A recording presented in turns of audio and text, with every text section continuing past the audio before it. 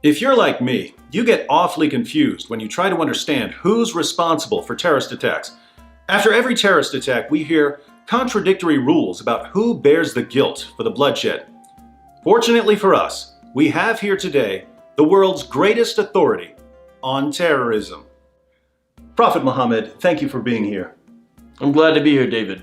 And I just want to thank you for telling people the truth about jihad all these years. Peace be upon me. I'm hoping you can clear up some confusion for us. I'd like to give you a few scenarios, and you can tell me who's responsible for the violence in each of the scenarios. Happy to help. Peace be upon me. Picture this. Pictures are forbidden. Okay, imagine this. One of your devout followers reads your clear commands to fight those who do not believe in Allah, and to fight people until they say that there is no God but Allah, and to terrorize the enemies of Allah. Suppose he goes out and does exactly what you command him to do. He fights those who do not believe in Allah because you commanded it. He fights people until they say there is no God but Allah because you commanded it. He terrorizes the enemies of Allah because you commanded it. Are you in any way responsible for what this man does? With Allah as my witness, David, I am not responsible in any way. This attack has absolutely nothing to do with my clear commands to carry out such attacks. Anyone who tries to connect this violence with my clear commands to commit violence must be a racist and should be silenced by any means necessary. Peace be upon me. Okay, so when one of your devout followers slaughters unbelievers in the name of Allah because you ordered him to do it, this has nothing to do with you. You're sure about this? Peace be upon me. Different scenario. Suppose a mentally ill Norwegian neo-Nazi Odinist opens fire on a bunch of teenagers on a camping trip. Are peaceful critics of jihad terror, who despise violence and racism and aren't neo-Nazis or Odinists, are they responsible for this attack? How is this even a question?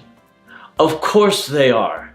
These peaceful critics of jihad terror basically forced that mentally ill Norwegian neo-Nazi Odinist to open fire on those teenagers who were camping.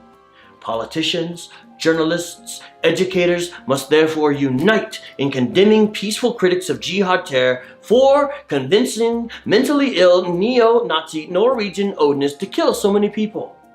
These peaceful critics of jihad, they must be deplatformed, harassed, crushed, executed. Peace be upon me.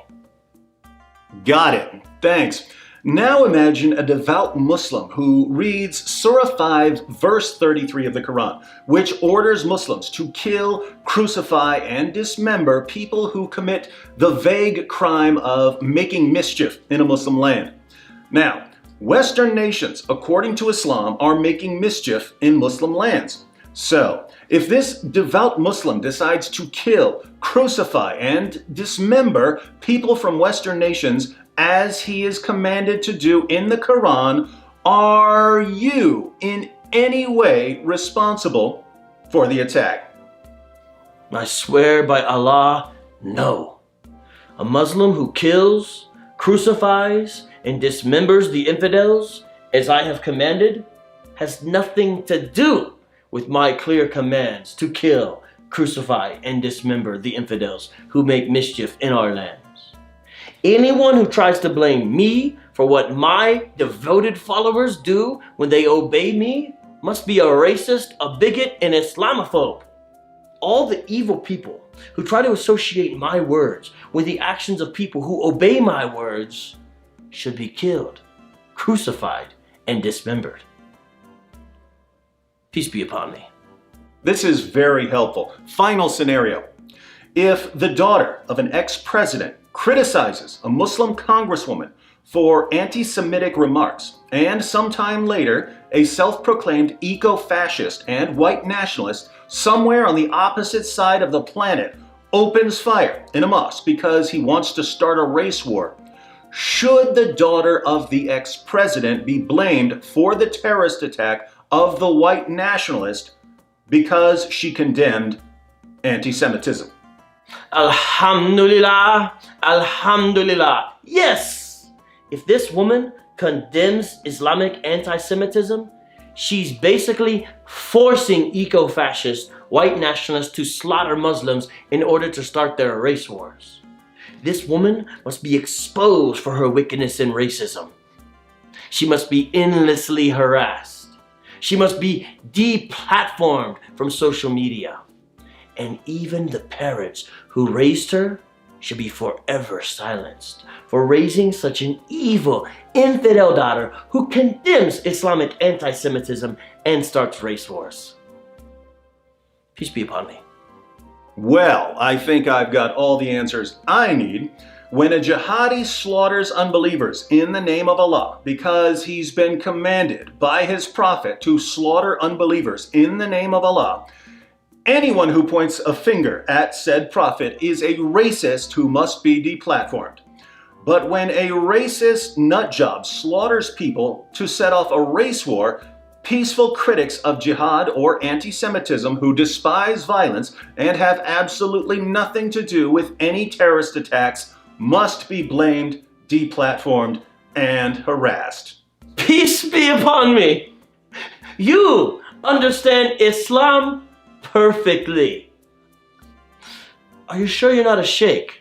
I certainly hope not. One final question. Is consistency important in Islam?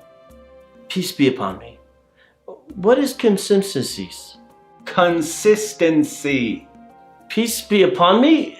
Counterinsurgency? No. Consistency. Peace be upon me? Constancy? We do not understand this word in Islam. Of course you don't. We already knew that. But this doesn't mean that we shouldn't try to help you learn it.